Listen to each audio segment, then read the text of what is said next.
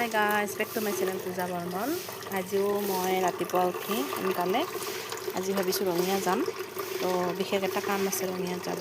তো সেইকাৰণে সোনকালে মৰ্ণিঙত উঠি পেলাই গোটেই কামখিনি সামৰি আৰু লগতে এতিয়া মানে ফিল্টাৰতো পানী মানে হেৰি কৰি আছোঁ আৰু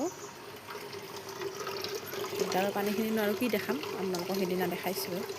তাৰপিছত আৰু লগতে এতিয়া কামখিনি গোটেই সামৰি ভাত পানী বনাই থৈ গোটেই আজৰি কৰি থৈ যাব লাগিব। গাইছ, আমাৰ মহিলা মানুহখিনিৰ আৰু কি আছে, ক'ৰবাত গ'লে আৰু গোটেইখিনি সামৰি থৈ যাব লাগে। অলপ দিগদাৰ হয়, উপায় নাই আৰু এডজাষ্ট কৰিব লাগে।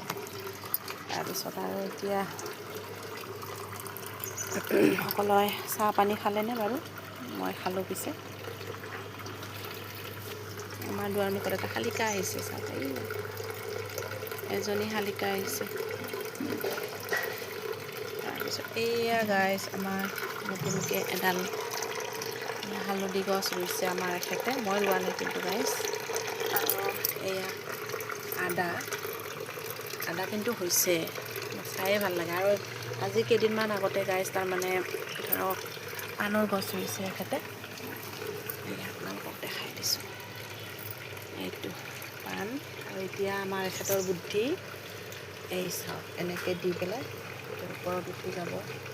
তাৰমানে এতিয়া ধৰক ঘৰটোত বেৰি গ'লে অলপ দিগদাৰ হয় ন, ভাড়া ঘৰত অলপ মানুহো বেয়া ক'ব, সেইটো কাৰণে আৰু এনেকৈ বুদ্ধি কৰিছে আৰু এখেতে।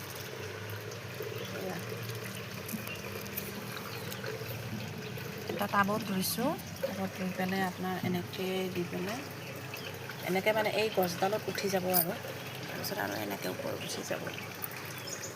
এনেকুৱা আৰু বুদ্ধি আৰু এইবিলাক গাইছ।